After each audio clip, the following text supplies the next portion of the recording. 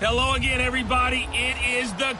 All right, much appreciated, Coach, as we welcome all of you to our exclusive coverage of the National Football League on EA Sports. Today, it's a Week 14 matchup that should be a good one between the Pittsburgh Steelers and the Houston Texans. And that'll carry over the back line of the end zone for a touchback.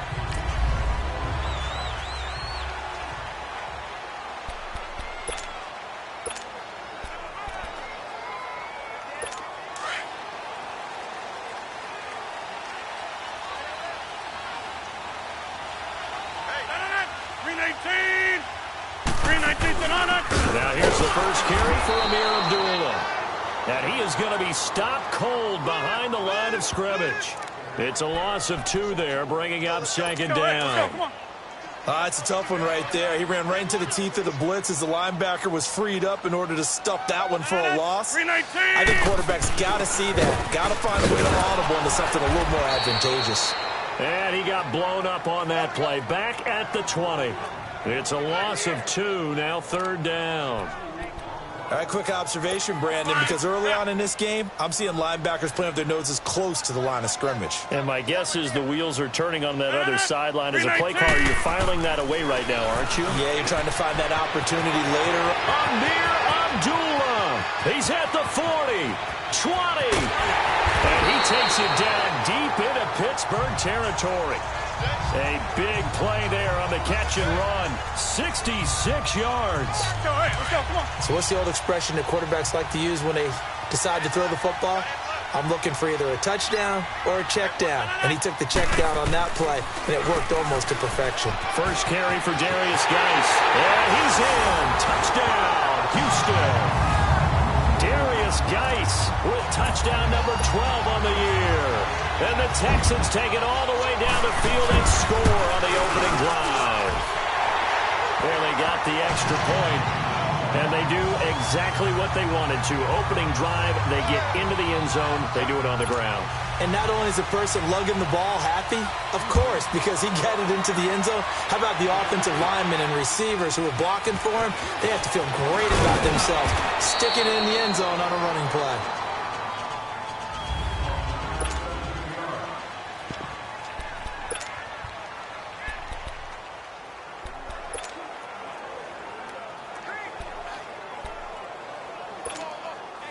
So first and 10 now from the 30.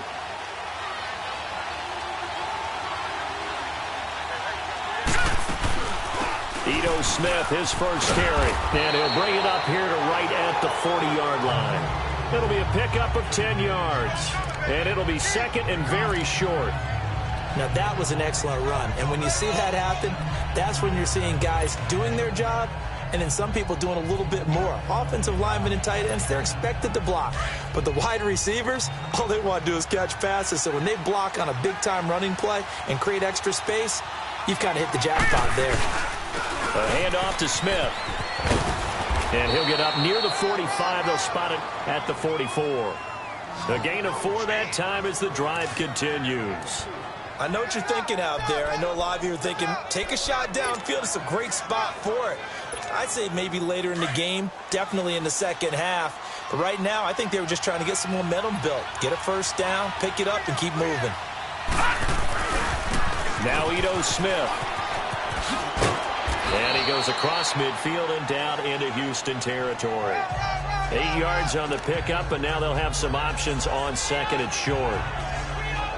A nice run here early on. It doesn't take a great play caller to realize you want to establish a guy of his caliber with runs like this early because they will pay dividends as the game progresses. Handoff, running left, Smith. And that play will go nowhere. Losing yardage back near midfield at the 49. He lost 2 there, and it's third down. Part of the thinking when you bring in extra tight ends, you're hoping that each of your guys gets those one-on-one blocks and creates a crease for your runner. But the converse is, though, you've got to win those one-on-one blocks. And when you don't, that's the result you end up with. Now let's go. Green 39. Green 39. Looking to throw. Jensen. And that is incomplete. And third down is a key down in any game you play, and third down defense, something we've got to watch in this one. Got to be effective on the passing downs. That's a pretty good first step right there.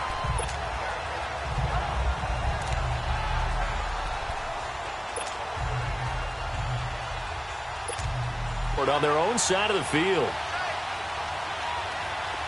Here we go now. Green 39. Green 39. They'll try and throw for it here. And they hit him as he throws, as this one's going to go straight down to the turf. Incomplete. A surprising move here on the opening drive of the game. And it'll be a turnover on downs. So, Charles, why in the world do you take that risk there? It doesn't make a whole lot of sense on the surface. I've been around enough of these coaches and enough of these meetings along the way.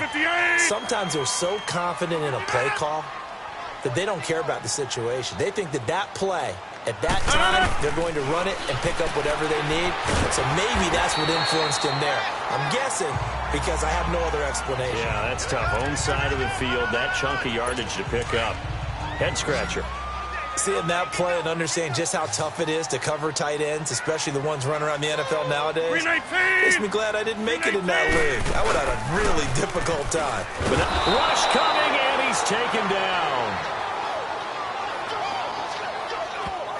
I was waiting for them to get there first because the momentum they carry from last week, unbelievable. They had a snowman, 8 sacks. You were surprised that it took this long, and this isn't that long, truthfully. But here's the thing.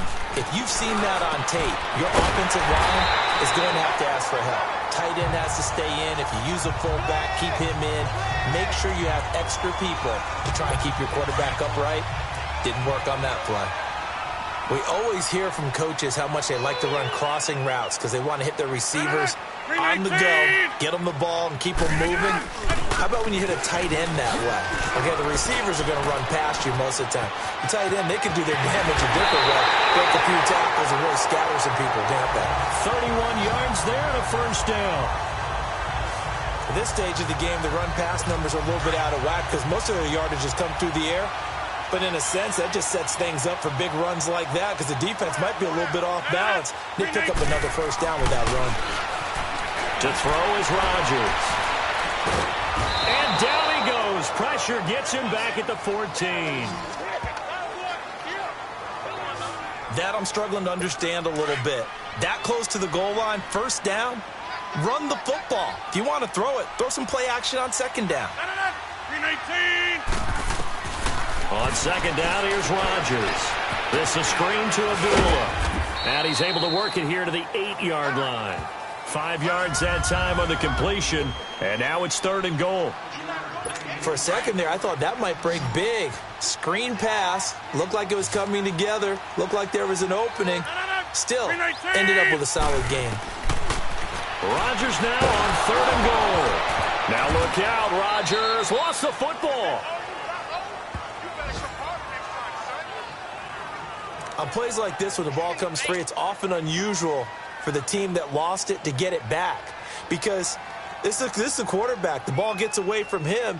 Everyone else is trying to execute what they're supposed to do on offense. They're usually looking in the other direction, downfield, or moved away from it.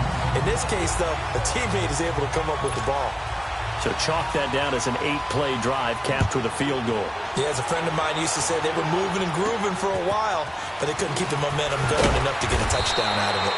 And a good return as he'll be stopped just shy of the 30-yard line.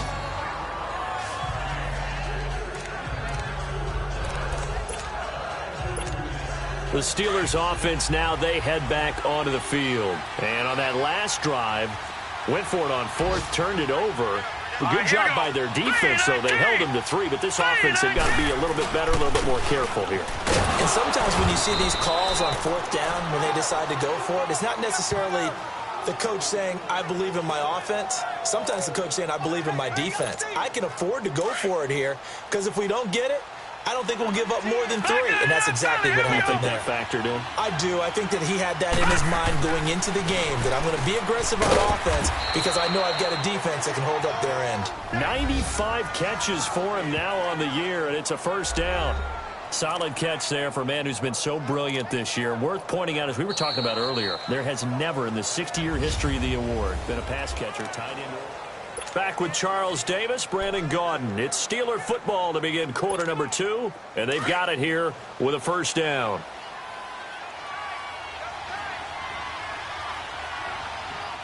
right, here we go. The pitch goes to Smith. It's a loss of 4 there, bringing up second down.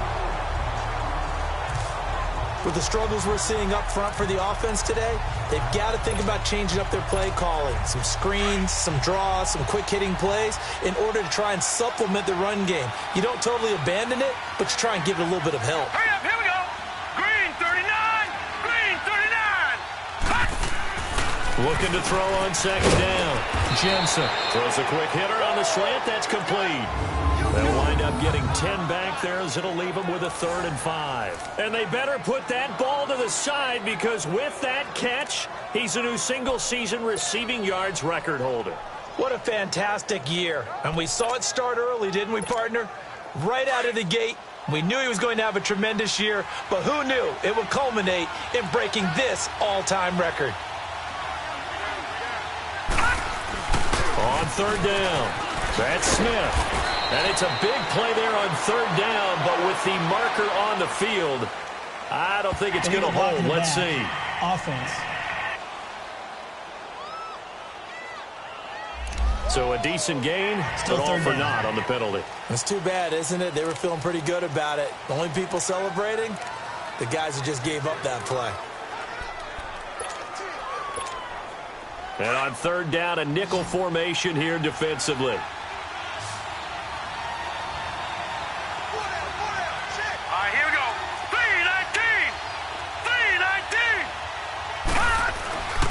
Back to throw. Jensen. And he's got a man, Calvin Ridley. And he'll be corralled out across midfield down to the 45. First catch for him. It's good for a dozen and a first down. That was a nicely run slant route, and what the receiver's trying to do is make the defender think he's going upfield for a deeper route, and then breaks it off, usually after about 3 to 4 steps, and cuts towards the middle of the field. And now what he's trying to do is use his body to keep the defender away from the football and get the quarterback a really nice target. And he goes down, but not before getting this inside the 25. That's good for 21 yards and a first down. This is a little bit like baseball here. Strong up the middle. Both sides want to be that. In this case, the offense ended up winning the ultimate battle. And those big runs between the tackles, that's a little deflating for a defense, isn't it? It really is, because that's where your strength's supposed to be. You're supposed to be in a spot where they can't make that yardage there. You're supposed to send them outside. Not in this case. Credit him with a 1-yard gain there to make it 2nd and 9. It went right back to him, but he pretty much had nowhere to go on that play. Yeah, the previous carry looked pretty good. That one, maybe he was a little tired. I don't know. Yeah, maybe he should have tapped out and had a second back come in and maybe make that run. Who knows?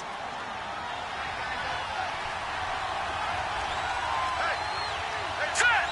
Green 39. To throw on 2nd down. Jensen. And he will find Ridley. That's complete. And he'll get it down this time to the 17. The reception good for 7. It's 3rd down. I always laugh when people say, what's the toughest route to defend? And I'm like, any of them, especially if it's a good receiver. That makes things very difficult. But when you're running a drag route, something short, shallow, going through defenders, using guys almost as screens in order to get open, that makes things tough for guys trying to get to the football. He needed 3. He got 2. Now that'll set up a 3rd. When a good play is made on defense, oftentimes leverage is the key to everything. Defensive line not getting turned, all the other guys making sure they're in the right spot, and on that play, they were able to stop him short of a first down. Hurry up, here we go. 3-19. On 4th down, Jensen. This one caught by Ridley.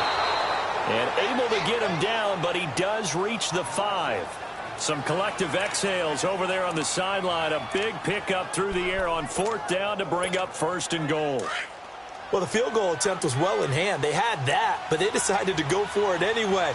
Extreme confidence, it looks like. Yeah, but I bet the defense is going to remember this one, right? They kind of rubbed their nose in it. Now it's Smith, and he'll get this one back to the 5-yard line, but no further than that. No gain on the play that time, and it sets up 2nd and goal. 2 minutes to play here in the first half. We're back to Houston after this timeout.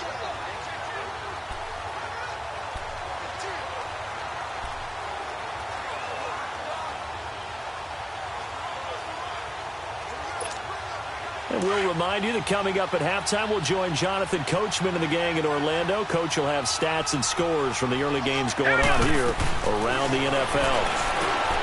Looking to throw. Jensen. And he'll be brought down right on the edge of the goal line at about the 1-yard line. A touchdown-saving tackle there. Now it's 3rd and goal.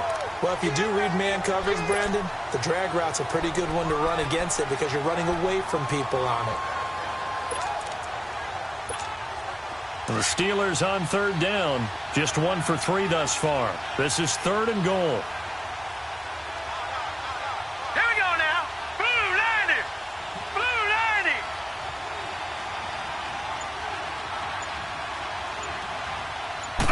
They'll try and sneak it here. And he's in.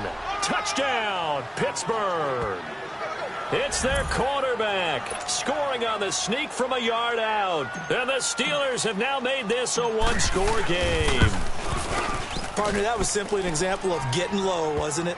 It was indeed. And for the quarterback, so they get low the line. They did their job. Is the quarterback's job just to find a crease and dive? Find a crease and just get in there. Ordinarily, you start low yourself, get low behind that offensive line. But sometimes they do such a great job, you can almost fall forward and find the crease for a touchdown. Uses the stiff arm. And a nice return sets him up pretty good here at the 30-yard line. As this unit comes back out there, let's focus in on Darius Geis. And he's sure looking like a lock for a 1,000-yard season. Don't know if he's going to get it in this game, but he'd probably like to just to get past that point. Yeah, and if he doesn't, as you noted, there's still time, still opportunity. There's still more games to be played. So, yeah, it's not a lock. But barring injury, it certainly looks like he's going to get there. And what an accomplishment that is. Anytime you get over 1,000 yards, you're celebrated in the NFL. It's been quite a season. Still a couple chapters left in that book, though. We didn't need to ask around the league, but we got to confirm this guy's a good player. They've got to find a way to get him more involved, call a few more plays, but target him. Absolutely, because here we are toward the end of the first half, and that's the first target, not just the first catch, first target. And now we won't see a play on first down. We're going to get a timeout instead as they get the stoppage with a little over 50 seconds to go in the first half. 319. Rodgers now on first down. Now look out, Rodgers lost the football, but I think a Texan player was able to get his hands on it, and they will indeed hold on to the ball and the possession. So the offense took the timeout. Looks like they're ready to go as we get set to resume the action. Sacks, a growing theme in this first half. This is 2nd and long. Rodgers again now. Nowhere to go here. He lost the football. But call it luck or skill, whatever the case is, they're feeling good about just keeping the football there. Yeah, the biggest thing that they're calling it now, our ball. I mean, they don't care if it was luck or skill, or the panic that jumps up in your chest when that ball's on the ground. Whether you get it or your teammate gets it, just as long as you maintain possession, that's all you're looking for. We now proceed to the start of the second half. So we've come upon halftime here in Houston, and it's the home team, the Texans, leading this one. This is taken near the 13. And they're going to start this drive in pretty good shape as they get it up past the 30. The Steeler offense now with a football first here to begin the third quarter. They're down here, but very much in this game. What's the tonality of a coach's talk when a game is within striking distance like this at intermission? Typically, what they're doing is emphasizing the things that went well in the first half and wanting more of that. Sure, you've got to go over some of the errors and clean up some things because there's a reason you're down. But overall, I think they want to stay positive, stay up with this team. We're just starting the second half, and we've got the football. Let's go ahead and punch it in, and then we'll take it from there. See how that recipe works. They'll run it now out of the gun. 2 yards on the pickup there, but it's enough to give them a new set of downs. 2nd and 1, and people want to run the football. This is where every back in the league is supposed to do exactly what we just saw there. Pick up the first down.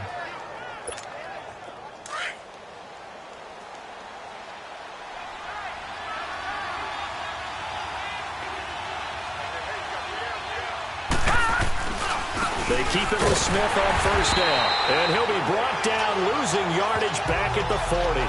That's going to go as a loss of a yard, and it'll be second down. It's real easy to say this running game needs to be better, but the reality is they've been given little time to actually find a place to run the football. It's almost like the defense is there on the handoff. Leopard! Leopard! Looking to throw on second down. Jensen. And incomplete there. A nice hit. Jars the ball free and brings up third down. We saw this a lot in the first half, and it continues. These receivers just not able to get much separation. So that means they have to win the 50-50 balls. They've got to go up with the defender and find a way to start coming down with him. And this time, contact and another incomplete pass. And this time, he's got the hook up. It's complete. And he'll get it into enemy territory just across midfield at the 49. You can see the time and effort and thought that they put into their passing game because it was evident right there. It looks like a simple, but you and I both know that they have planned for this and worked hard to make it happen. No. Check. Patriot! Patriot!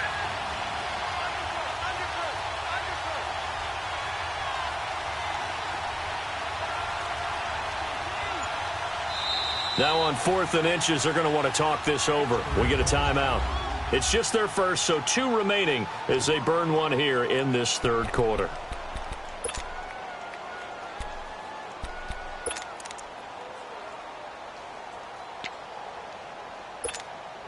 The offense going to stay out there. They've converted once, failed once. What can they do here on 4th down? Now let's go!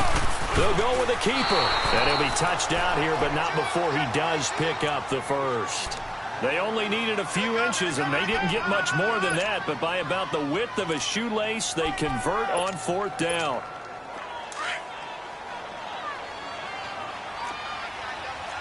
All right, now, lucky 56. Lucky 56. All right, here we go. Blue 90. Blue 90. Smith. And able to push his way forward here for a good little gain. Danny Trevathan there to bring him down. When we see those runs to the perimeter, when we see those runs to the edge, we think about big breakers, don't we? In this case, it was a modest gain, but it does open up possibilities here on second down.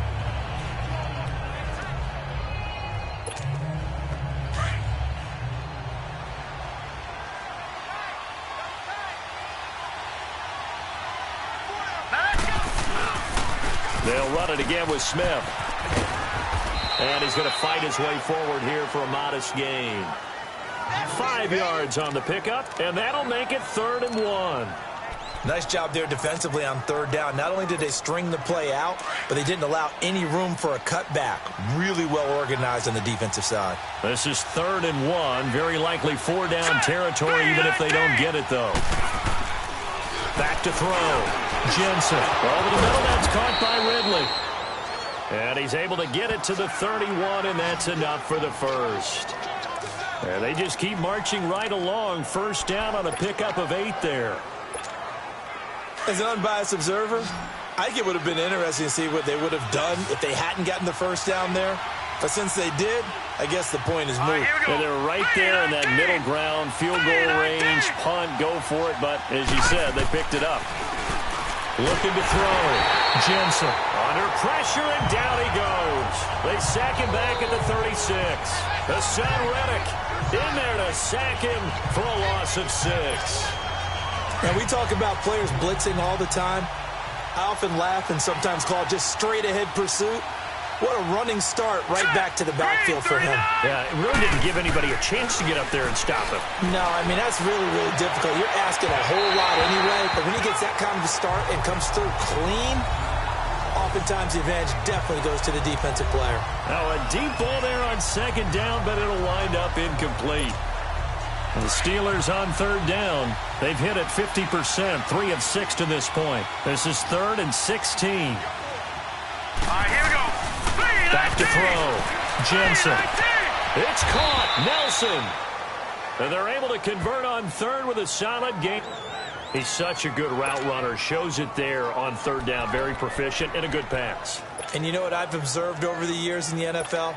The better a route runner you are, the more confidence your guy's going to have in you to go to you in important times because he can trust you being in the right spot, and they connected there and picked up a first down.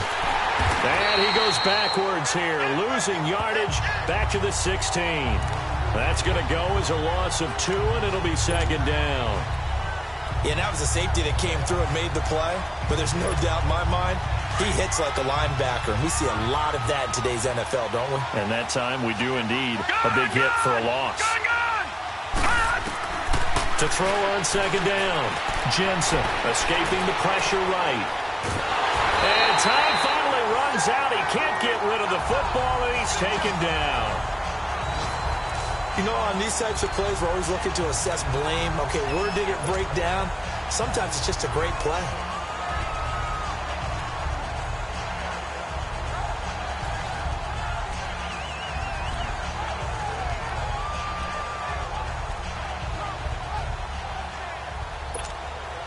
Couple of plays sent them the wrong way, and now they face a 3rd and 14.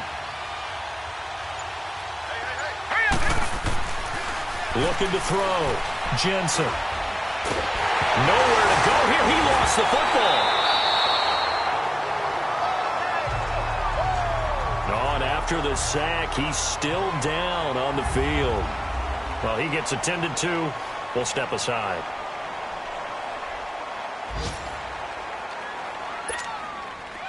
Now Harrison Butker for the field goal try. This will be kicked from the 42. It's a 52-yard attempt. And Butker able to put this one through. And that will knot us up at 10. That drive just seemed to go for an eternity. I could kind of hear our sponsors saying, hey, we need to get our product pushed here. But then it ends in a field goal. Yeah, how about that? Not enough time for product placement, but plenty of time to get 3 points out of the deal. I know that the guys on defense, though, they wanted to get those products out there. They wanted to stop that drive, just weren't able to do so. And this will not be returnable. It's out of the back of the end zone for a touchback.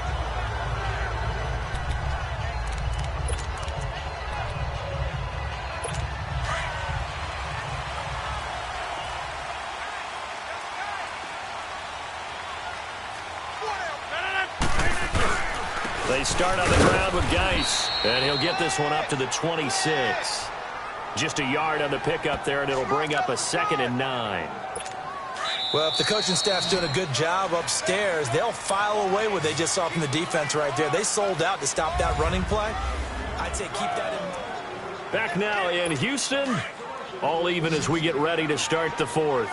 The last play got just a yard. Here's 2nd and 9 from the 26. Rodgers to throw on 2nd down.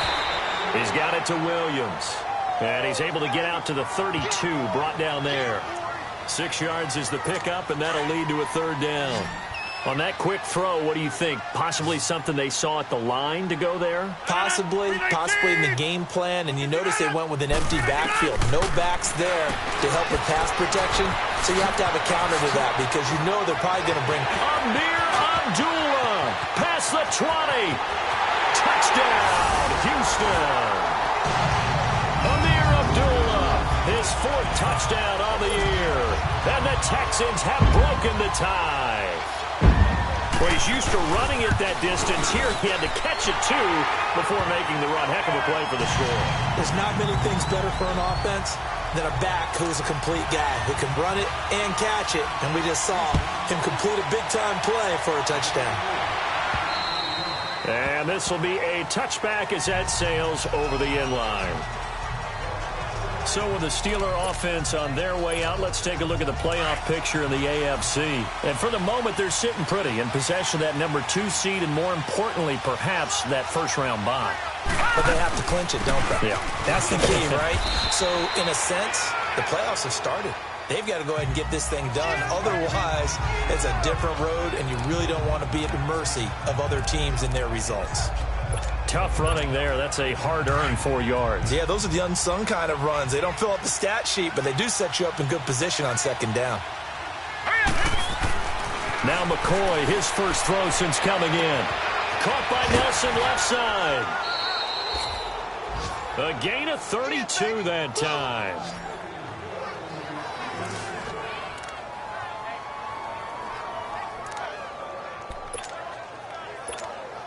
So the big play moves him all the way across midfield to the 40 now for 1st and 10.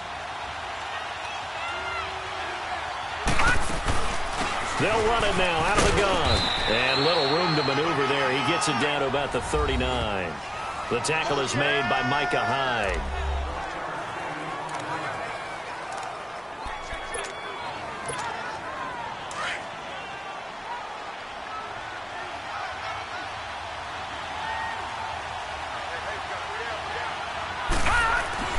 Looking to throw on 2nd down. McCoy. And this is caught. A spectacular one-handed grab there.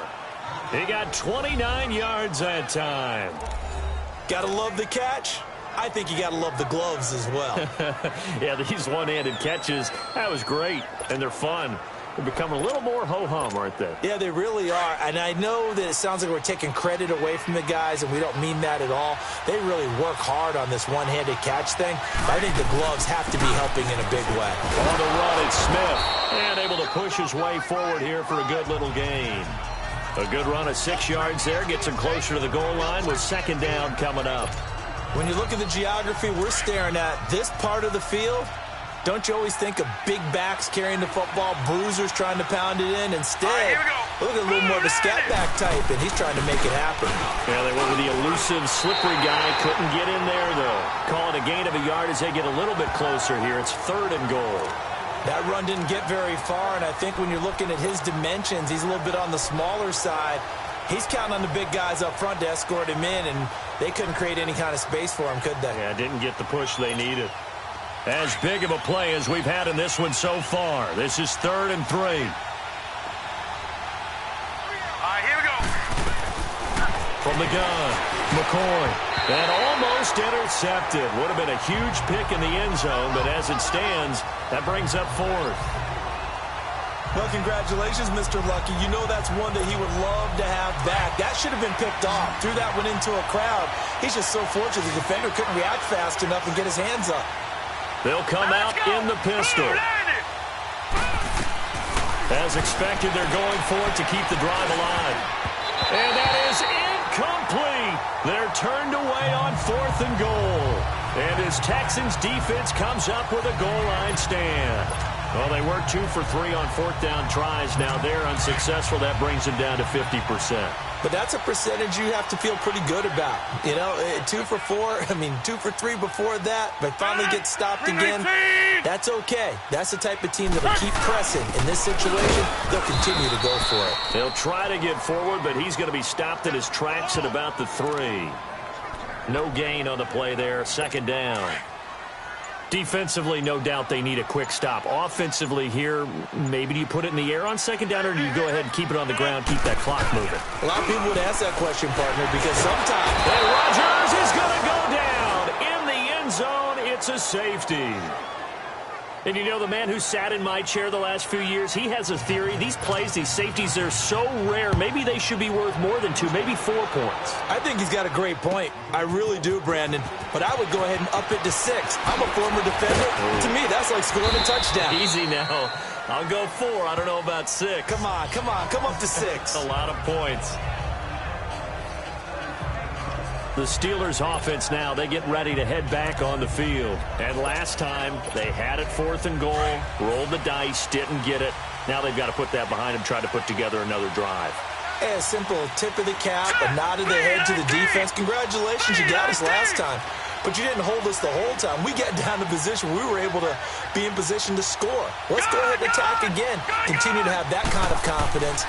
Not worry about the one play that didn't allow them to get into the end zone. Yeah, this time. And nothing but daylight ahead. And into the end zone. Touchdown, Pittsburgh. J.J. Nelson, his 26th touchdown, drawing even with Marshall Faulk for the 4th most in a single season. And the Steelers have taken the lead here in the 4th quarter.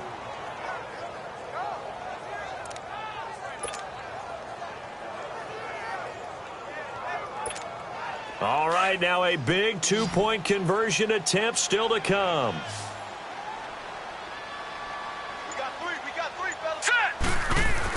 Here's McCoy. Firing quickly, but it's incomplete. Well, that decision to me was all about pulling up the chart. You know, that beautiful chart that tells you when to go for two, when to go for one. I do love it. It helps you with your decision-making during heated times. And just look at it right here in this point of the game. Go for two. Try and make it a field goal difference. But now just up one makes the rest of this fourth quarter a little more interesting. Yeah, they followed the chart. They just didn't get the 2 points on the board, did they? Nope. Time for a break. We'll come back, see what transpires after this. So it's Texans football as we welcome you back. They come up on a 1st and 10, desperately needing a score here on what could be their final drive. Back to throw. And that's complete to the tight end, Hireman. And he'll get it up to the 33-yard line. Give him a couple on the catch. It's 2nd and 8.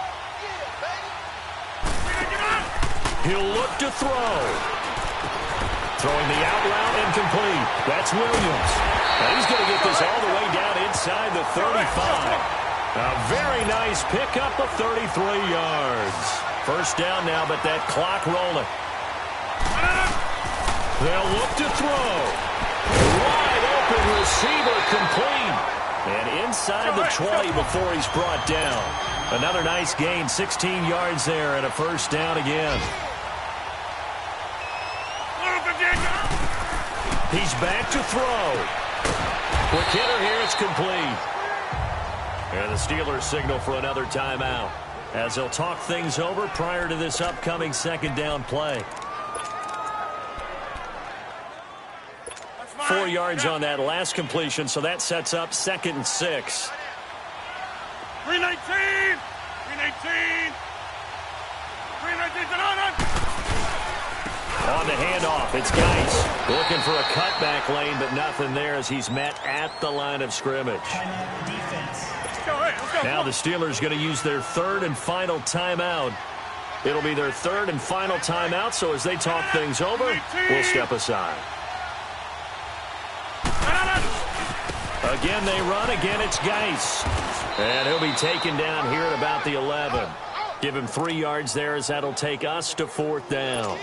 Well, they certainly had success throwing the ball in this drive and not as much running it as we just saw once again on that last play. Stopped after a very short gain. But I wouldn't abandon the run totally because otherwise, pass rush is just tee off on your quarterback. It makes it very, very difficult for him in that situation. He hasn't missed a kick all year. Why would he start now? That's a great question, isn't it? Well, maybe because that was the most nerve-wracking kick he had to attempt all year, but he knocked it through just like it was an easy chip shot. And a pretty good return here. He'll be stopped just shy of the 25 at the 24-yard line.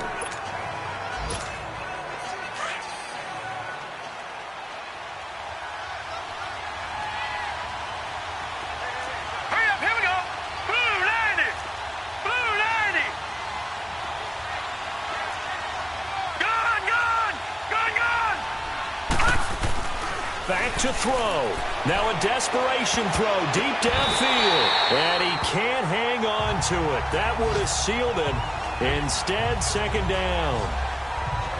These are the spots, this stage of the game, where it pays to have speed on the perimeter, doesn't it? It certainly does, and in the 2nd quarter, he may very well run by him, but in this situation, I know as a defender, I'm loosening up a couple of extra steps that allowed him to run with him stride for stride. Well, this is taken in. It's complete. And he's taken down right at the 45-yard line.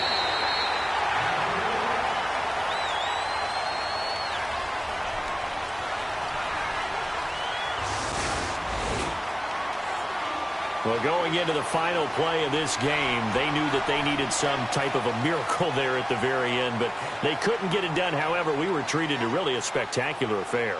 Even though they didn't finish it off, you're exactly right. They took us down to the last play. We're still, you're wondering, could it happen? Possibly, even though we both knew it was a long shot. So for Houston, it's an important win for their playoff hopes as they move to 8-5. And they'll get another home date next week as the Jaguars will come to town. Meanwhile, for the Steelers, it's just their 3rd loss as they fall now